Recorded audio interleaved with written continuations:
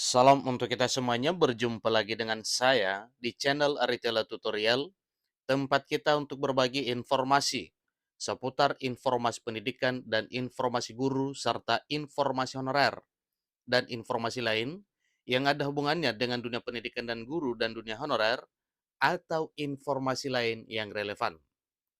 Pada pertemuan ini, saya menyapa seluruh Bapak Ibu honorer setanah air yang selalu setia melaksanakan tugas tanpa mengenal lelah dalam melaksanakan kegiatan pelayanan publik di instansi pemerintah pusat, demikian dengan instansi pemerintah daerah. Saya yakin bahwa Bapak Ibu honorer selalu semangat dan selalu dalam keadaan sehat walafiat. Pada pertemuan kali ini, ada satu hal penting yang perlu saya sarankan kepada seluruh Bapak Ibu honorer setanah air terkait dengan bagaimana yang sebenarnya nasib honorer ini. Siapakah penentu pengangkatan honorer menjadi aparatur sipil negara? Tentu inilah yang wajib kita ketahui, kira-kira bagaimana dan siapa yang berhak, lembaga dan kementerian mana yang berhak untuk menentukan pengangkatan honorer ini. Bapak Ibu, di sini disampaikan bahwa nasib tenaga honorer tergantung Kemenpan RB dan BKN. Non-ASN siap diangkat jadi P3K tanpa tes. Dilihat dari apa? Nah, tentunya kita juga ingin tahu dari sisi mana para honorer diangkat menjadi ASN P3K ini.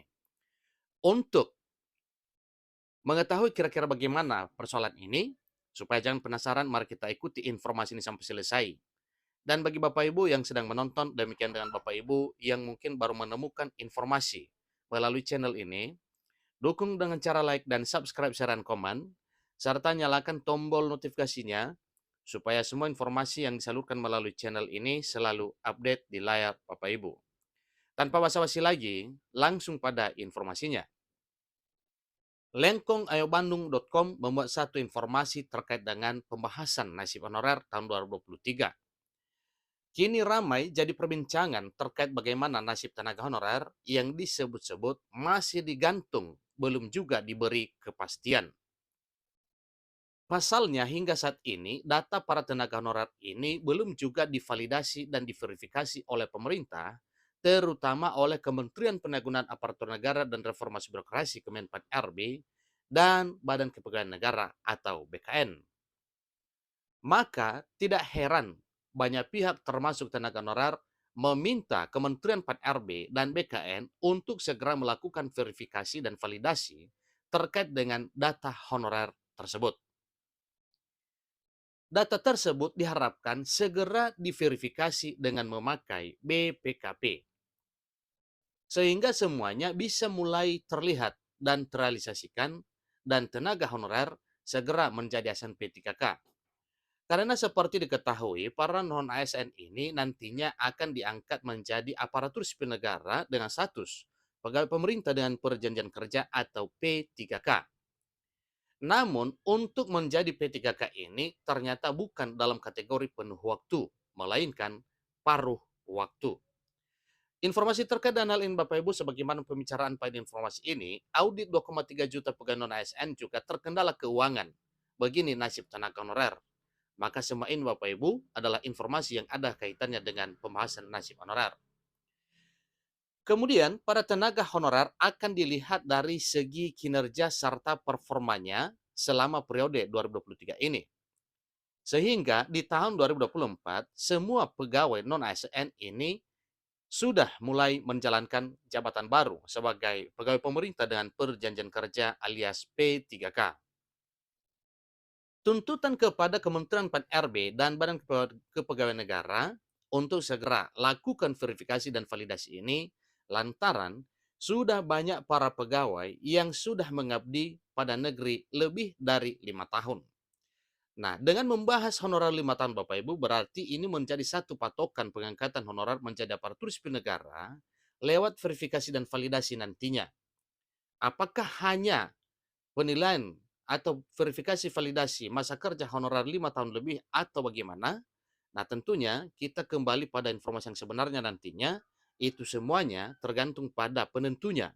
Misalnya, setelah terbit peraturan pemerintah turunan Undang-Undang Aparatur Sipil Negara yang mengatur terkait dengan penataan honorer yang meliputi verifikasi dan validasi data, hingga pada pengangkatannya menjadi aparatur sipil negara dengan status P3K. Itu belum bisa kita pastikan, tetapi ramai perbincangan di media sosial bahwa honorer masa kerja 5 tahun lebih diprioritaskan diangkat menjadi ASN P3K tanpa seleksi tes. Itu rencana dan itu adalah satu impian para honorer. Tentunya lain versi dengan kenyataannya nanti setelah terbit peraturan pemerintah turunan dari Undang-Undang ASN sebagai pelaksana dari Undang-Undang ASN 2023. Di luar itu, pemerintah melalui rapat bersama Komisi 2 Dewan Perwakilan Rakyat Republik Indonesia telah membahas terkait nasib tenaga honorer ini. Bahkan topik pembahasan nasib para non-ASN ini menjadi salah satu yang diutamakan. Jadi, pemerintah pun telah membuat langkah atau rencana dalam menyelamatkan nasib tenaga honorer. Di mana nantinya tenaga honorer akan diangkat menjadi aparatur sipil negara dan status P3K, namun setelah semua data pegawai seluruh Indonesia selesai diverifikasi dan divalidasi. Nah, sebagaimana dalam hal penataan honorer, langkah yang harus dilakukan Bapak Ibu yaitu verifikasi dahulu, dilanjutkan dengan validasi, baru beranjak pada pengangkatan. Nah, tentunya setelah verifikasi dan validasi, maka pemerintah lanjut untuk mengambil satu keputusan terkait dengan pengangkatan honorer. Maka jangan sampai kinerja para honorer non-ASN ini malah jadi turun. Malah kerja bahkan tidak menjalankan tanggung jawabnya. Apabila sejumlah pegawai seperti itu, maka tidak mungkin diselamatkan nasib mereka. Jadi, pemerintah pun tak bisa sembarang mengangkat jabatan atau pangkat daripada tenaga honorer ini. Ada langkah, skema, atau aturan yang berlaku untuk hal tersebut. Yang jadi poin utama adalah dalam proses pengangkatan tenaga honorer menjadi ASN P3K ini, kinerja mereka yang dilihat. Ingat Bapak Ibu ya, patokan atau yang menjadi poin utama dalam hal pengangkatan honorer menjadi aparatur sipil negara dan status P3K adalah kinerja.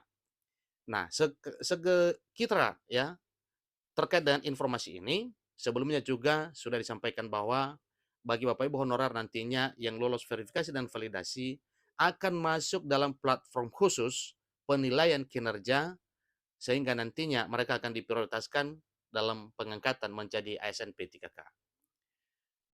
Bagaimana? Apakah Bapak Ibu honorer siap menjadi ASN P3K dengan menunjukkan kinerja terbaik? Tentunya ini juga adalah satu hal yang mesti dijawab sendiri oleh Bapak Ibu honorer. Tentunya mau tidak mau, yang dilakukan pemerintah adalah keputusan terbaik. Demikian informasi terkait rencana pengangkatan tenaga honorer menjadi ASN P3K. Semoga bermanfaat. Demikian informasi Bapak Ibu.